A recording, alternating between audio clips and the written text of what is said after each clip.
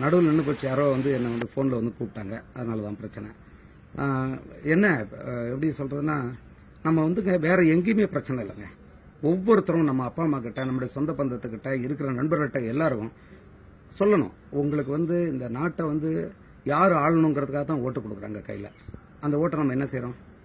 முறையாக யாராவது பயன்படுத்துகிறோமா? பயன்படுத்த தெரியல. ஆனால் பயன்படுத்த தெரியாத இந்த மக்களுக்கு திரும்ப திரும்ப தேர்தல் வந்துக்கிட்டே இருக்கு. அப்போ மக்கள் காசு கொடுத்தா வாங்கிக்குவாங்க, அவங்களுக்கு ஒன்றுமே தெரியாது. அப்படிங்கிறதால தான் திருடர்கள் திரும்ப திரும்ப திரும்ப திரும்ப தேர்தல் நிற்கிறாங்க. அவங்க கையில் அதிகாரம் போகுது. அதாவது கொள்ளை அடிச்சதெல்லாம் போதாது அப்படிங்கிறது. இவ்வளவு காலம் யார் யாரெல்லாம் திருடினாங்களோ, கொள்ளை அடிச்சாங்களோ, அது போதாதுன்னு அடுத்தது அதை விட அதிகமான எண்ணிக்கையில் உள்ளவர்கள் இப்ப கொள்ளையடிக்கவும் திருடவும் காத்துக்கிட்டு இருக்காங்க. நீங்க பாக்குறீங்கல்ல, எத்தனை பேர் கட்சியை ஆரம்பிக்கிறான்? எதுக்கு ஆரம்பிக்கிறான்? மக்களை காப்பாற்றுறதுக்கு ஆரம்பிச்சுட்டு இருக்காங்க எல்லாரும். அது இல்ல. அப்ப நம்ம வந்து வெறும் ஓட்டு போடுற ஆளா? நம்ம ஓட்டு போடுற ஆளு மட்டும் நம்ம அப்ப அரசியலுக்கு வரணும், இந்த அதிகாரத்தை எடுத்துக்கணும், இதுக்காகன்னு ஒரு பிறவி எடுக்கணுமா யாராவது? அப்படி கிடையாது. நம்ம தான் வரணும். பள்ளிக்கூடத்தில் ஏதாவது கற்றுக் கொடுக்குறாங்களா? ஆசிரியர்கள் உங்களை அரசியலுக்கு போக சொல்லுவாங்களா? நம்ம பெற்றோர்களை தான் போக சொல்லுவாங்களா? போராட்டம் எவ்வளவு முக்கியம், அதனுடைய பலத்தை வந்து உணரணும். எப்ப? தெருவில் இறங்கணும். மக்கள் போராட்டத்தின் மூலமாக ஒவ்வொருத்தரும் அது வந்து புரிஞ்சுக்கிட்டோம். இனி அதுக்கான தேவை இருக்கு. நம்ம வந்து தொடர்ச்சியாக இப்போ வந்து நிறைய வந்து நீங்க வாழ்த்து சொல்லிக்கிட்டு இருப்பீங்க. அங்கே ஒன்று ஓடிக்கிட்டு இருக்கு, நான் பார்க்குறேன். அதில் என்ன வரும்னா வாழ்த்துக்கள் வாழ்த்துக்கள்னு வரும். அது எனக்கு தெரியும். நீங்க வாழ்த்து கூறது சரி, அது நம்முடைய பண்பாடு எல்லாம் சரி. அதோட ஒதுங்கிடக்கூடாதுங்க. எனக்கு வாழ்த்து கூற வேண்டியவர்கள் தேவையே கிடையாது. இப்போ எனக்கு என்னோட இணைந்து பயணம் பண்ணணும், தொடர்ச்சியாக பணியாற்றணும். இது நம்முடைய கடமை கடமை கடமை. இப்போ வந்து மணி 2:30 மணி, எனக்கு பசிக்குது. எல்லாருக்கும் வந்து பசிக்கும். சாப்பிட போறோம். ஆனா அந்த சாப்பாடு கொடுத்தவன நமக்கு ஞாபகம் இருக்கா? 100 வயசு வாழறோம், 80 வயசு வாழறோம். சாகிற வரைக்கும் ஒரு நாளைக்கு 3 வேளை சாப்பிடுறோம். ஒரே ஒரு நிமிடமாக இந்த உணவு கொடுத்தவன் என்ன நிலைமையில இருக்கான்னு யாராவது நினைச்சு பார்த்திருக்குமா? இது அரசாங்கமும் நினைக்கல, பொதுமக்கள் சொல்லிக்கிற நம்மளும் நினைக்கல. நம்ம அப்பா அம்மா, தாத்தா பாட்டி இவங்க எல்லாம் தான் விவசாயிகள். நம்மளும் பண்ணிக்கிட்டு இருக்கோம். நம்மளும் நினைச்சது கிடையாது. பாருங்க, அங்க டெல்லியில அந்த குளிர்ல எவ்வளவு கொடுமை இல்லையாங்க? கொடுமை இல்லையா? ஒரு திருட மாதிரி வந்து காவல்துறை வந்து விசாரிச்சுக்கிட்டு இருக்காங்க. அதை அந்த சர்டிபிகேட் காட்டுங்க, இதை காட்டுங்க, அதை காட்டுங்க. இது என்ன? யார் காரணம்? 40 எம்பிக்கள் இங்க இருந்து போயிருக்காங்க. 40 எம்பிக்கள் என்ன பண்ணிட்டு இருக்காங்க அங்க? ஒரே ஒருத்தர் போய் பார்த்துட்டு வந்துட்டார். இதெல்லாம் யாரு கேட்கணும்? எங்களுடைய பிரச்சனை தீருங்கன்னு நம்ம சொல்லலாம். அப்ப பிரச்சனை எங்க இருக்கு தெரியுமா? நம்ம கிட்ட தான் இருக்கு. நம்ம எல்லாருமே பேஸ்புக்லயும் ட்விட்டர்லயும் கருத்து சொல்லிக்கிட்டு இருக்கோம், வாழ்த்து சொல்லிக்கிட்டு இருக்கோம், அப்புறம் உற்சாகப்படுத்திட்டு இருக்கோம் எல்லாரையும். நான் நேற்று பார்த்தேன். நான் வந்து அங்க நடந்த ஒரு விஷயத்த வந்து ரொம்ப ரொம்ப கண்டிச்சு ஒரு பதிவு போடுறேன். அதை வந்து ஒரு 500 பேர் வந்து லைக் போடுறாங்க. ஆனா அதை வந்து ஷேர் பண்றவங்க 1100 பேரா இருக்காங்க. ஆனால் இப்படி ஒரு இயக்கம் தொடங்குதுங்க. இது உங்களுக்கானதுங்க. நீங்க தாங்க பேரை வைக்க போறீங்க. உண்மையிலேயே இந்த இயக்கத்துக்கு வந்து பேர் வைக்க போறது நீங்கெல்லாம் சேர்ந்து தான் வைக்கணும். நான் ஒரு பேரை வச்சுட்டு அதுக்கு வந்து தலைமை இருக்கும், அது எனக்கு தேவையே கிடையாது. இந்த இயக்கம் உங்களுக்கானது. எல்லாரும் அதுல ஒரு விண்ணப்பம் இருக்கு. அதுல உங்க கருத்தை பதிவிடுங்க. ஒன்று கூடுவோம். நிறைய நம்ம வேலை செய்ய வேண்டியிருக்கு. முகநூலில் இருக்கக்கூடிய அவ்வளவு பேர்களும் இனி வந்து நேரடியாக சந்திப்போம். ஊர் ஊரா நான் எல்லாரையும் உங்களை வந்து சந்திக்க போறேன். சந்திச்சு ஒரு இடத்துல கூடிய அங்க நம்ம பேரை தேர்வு பண்ணி அங்க நம்ம வந்து இயக்கத்தை வந்து அறிவிப்போம். அதாவது இதை உருவாக்கி கொடுத்துட்டு நான் உங்களுக்கு பின்னாடி உறுதுணையா நான் இருப்பேன். இதை நீங்க தான் இனி நடத்தணும். இன்னும் வந்து விவசாயிகள் என்ன எவ்வளவு காலத்துக்கு, இந்த நிலங்கள் எவ்வளவு காலத்துக்கு காத்திருக்கோம்? எல்லாரும் வந்தாச்சு. எந்த ஒரு அப்பா அம்மாவும் தான் பிள்ளை விவசாயம் பண்ண நினைக்கிறாங்களா? நினைக்க மாட்டாங்க. அது நியாயம். ஏன்னா விவசாயம் வந்து கொண்டுடும் ஒருத்தனை. அவன் தற்கொலை பண்ணி சாகிறத நேரடியாக பார்க்குறாங்க. எப்படி தான் பிள்ளை விவசாயம் பண்ணணும்னு நினைப்பாங்க? விவசாயம் பண்ணி எவனும் பணக்காரன் ஆனது கிடையாது. உலகம் முழுக்க விவசாயத்தில் லாபம். இங்க மட்டும் நஷ்டப்படிதான் யார் காரணம்? மொத்த டோட்டல் பட்ஜெட்ல 2.4 விழுக்காடு 2.4% மட்டும்தான் விவசாயத்துக்கு வந்து பட்ஜெட்ல ஒதுக்குறாங்க. இது என்ன கொடுமைங்க? 70% மக்கள் வந்து விவசாயத்தை நம்பி இருக்கு. ஆனா இதுதான். அப்ப இதெல்லாம் யாரு செய்ய முடியும்? நம்ம செய்ய முடியும். சட்டத்தை மாத்த முடியும். ஒவ்வொரு சின்னத்துக்கும் பின்னாடி திருடர்கள் ஒளிஞ்சுக்கிட்டு இருக்காங்க. யாரோ உருவாக்கி வச்சுட்டு போன சின்னத்தை காட்டிட்டு இன்னைக்கு வந்து மக்களை ஏமாத்திக்கிட்டு இருக்காங்க. இந்த சின்னத்தை இந்த எம்எல்ஏ எம்பியும் வந்து சட்டத்தை உருவாக்கி மாத்துவாங்கன்னு நினைக்கிறீங்களா? கிடையாது. ஒருத்தனுக்கு வந்து இனி நிரந்தர சின்னம் கிடையாது அப்படிங்கறத பேசணும்னா நம்ம வீதிக்கு இறங்குவோம். இளைஞர்கள் நினைச்சா முடியும். இறங்கி நம்ம பேசி ஜல்லிக்கட்டுக்கு சேரல, நாம நீங்க தொடங்க இந்தியா முழுக்க புரட்சி அடிக்கும்.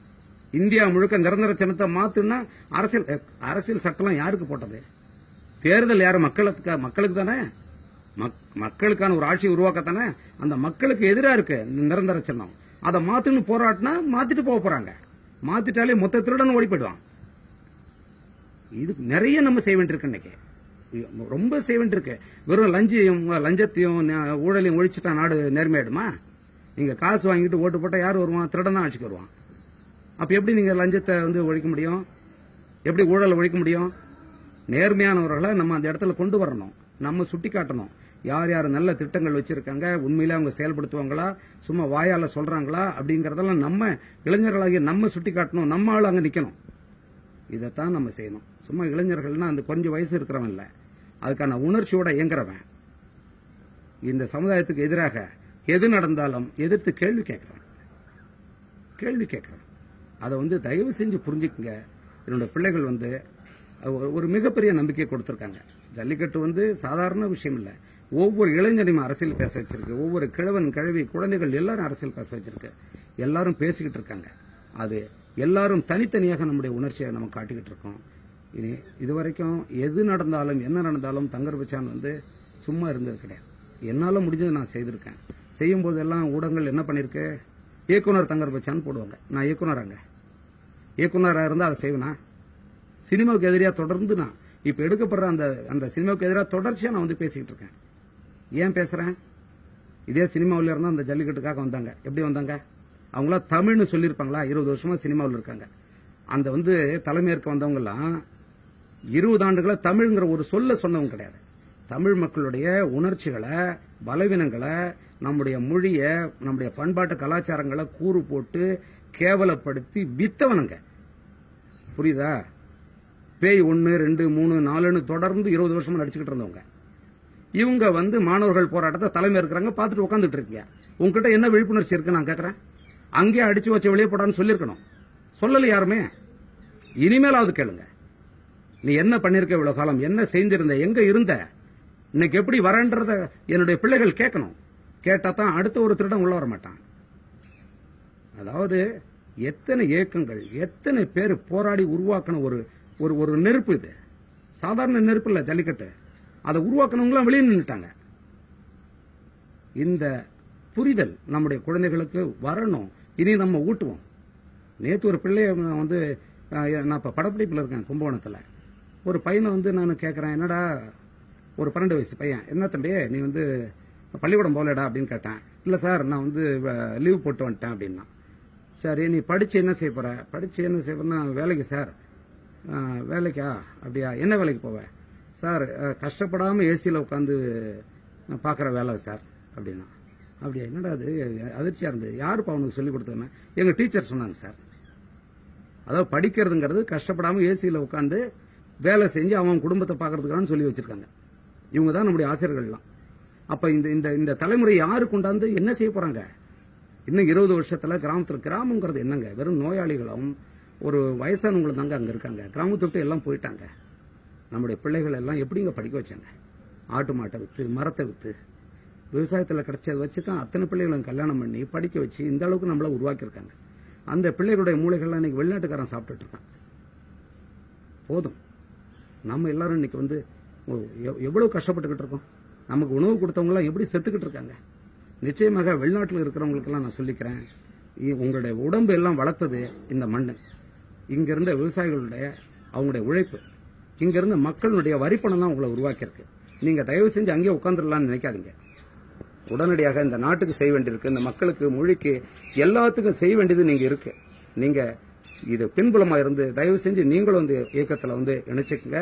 என்னுடைய பிள்ளைகள் ஒவ்வொருத்தரும் இந்த இயக்கத்தினுடைய உறுப்பினர்களாக ஆகணும், ஆவிங்கிற நம்பிக்கை இருக்கு. இது உங்களுக்கானது. ஏன்னா இது வந்து பேரை நீங்க தான் வைக்க போறீங்க.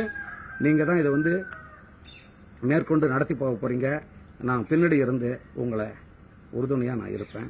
இதுக்கு மேல நான் என்ன பேச முடியும்? ஏன்னா என்னை பத்தி உங்களுக்கு தெரியும். நான் பேசிட்டேன். நீங்க இணைஞ்சிருங்க. அதுலேயே விண்ணப்பம் இருக்கு. அந்த விண்ணப்பத்துக்குள்ள போய் நிரப்புங்க. எனக்கு தெரிஞ்சிடும். இதை வந்து தமிழ்நாடு உருப்படுமா உருப்படாதா விளங்காதான்னு எனக்கு தெரிஞ்சிடும். இனிமேல் வீணாக்கக்கூடாது, வேலை செய்ய ஆரம்பிச்சிடும். சரிங்களா? நன்றி, வணக்கம்.